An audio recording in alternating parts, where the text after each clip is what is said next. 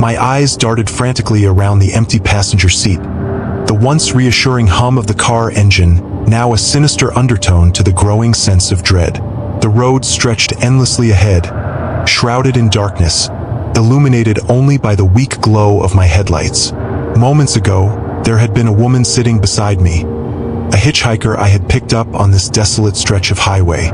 She was there, real and solid, speaking to me in a soft, almost ethereal voice. Now she was gone. A shiver ran down my spine, the air inside the car growing colder by the second. My grip on the steering wheel tightened, knuckles white with fear. How had it come to this? How had I ended up in this surreal nightmare, driving through the darkness with an empty seat beside me where a living, breathing person had just been? I had been driving back from a conference in a neighboring state, my mind preoccupied with thoughts of the presentation I had given and the professional contacts I had made. The route I took was a lonely one, a stretch of highway that cut through miles of dense forest and empty fields. It was late, and I was eager to get home, but fatigue was beginning to take its toll. The first sign of trouble came in the form of a darkened gas station, a lone, flickering neon sign marking its presence. I pulled in, hoping to get a cup of coffee and stretch my legs. The place was almost deserted, save for an old man behind the counter who greeted me with a nod. As I paid for my coffee, the old man eyed me curiously. "You're not planning to drive through the night, are you?" he asked, his voice gravelly with age. "Yeah, I need to get home," I replied, forcing a smile.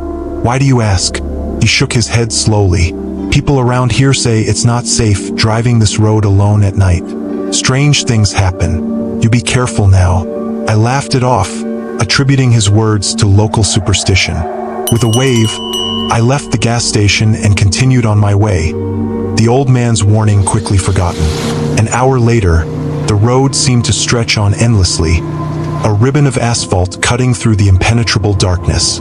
My eyelids were growing heavy, and I knew I needed to stop soon. Just as I was considering pulling over for a quick nap, I saw her.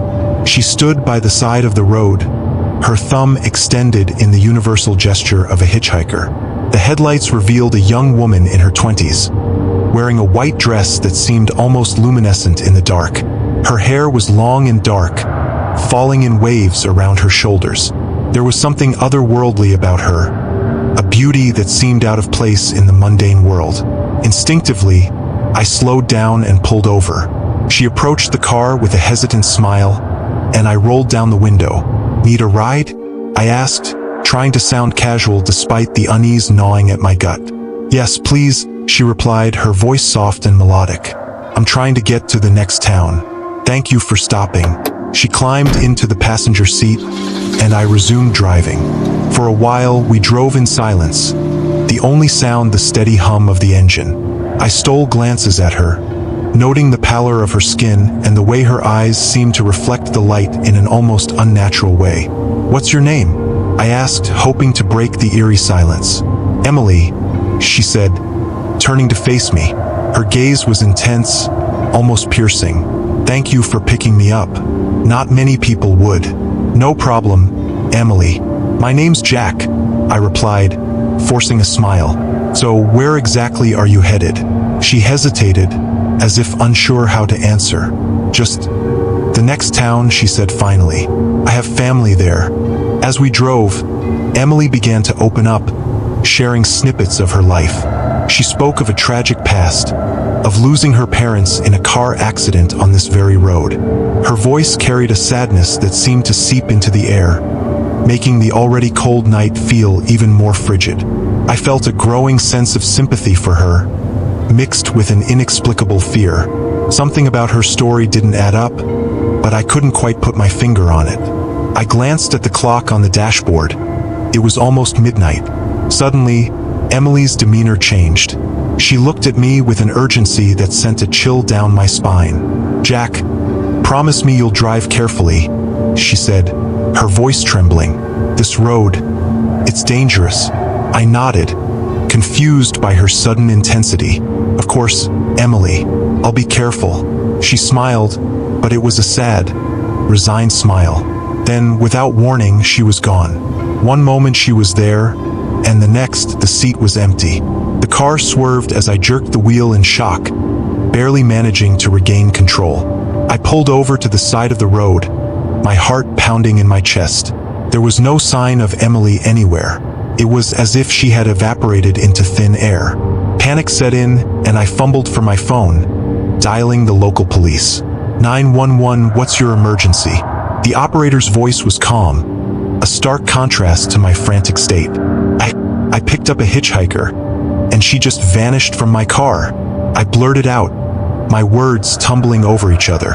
One moment she was here, and then she was gone. The operator was silent for a moment before responding. Sir, can you tell me your location? I gave her my coordinates as best as I could, and she assured me that an officer would be dispatched to my location.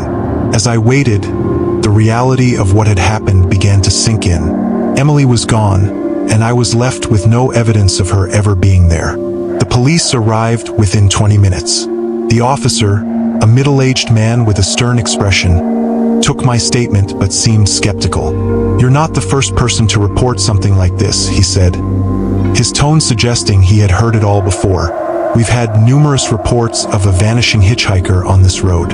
All describe a young woman in a white dress. Is it some kind of prank?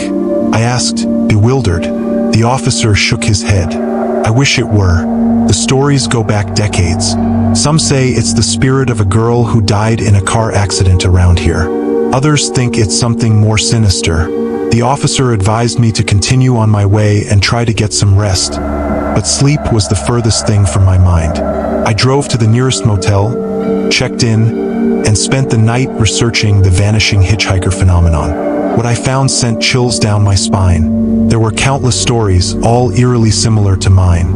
A young woman, always in a white dress, hitchhiking on a lonely road. She would get into the car, share a tragic story, and then disappear without a trace.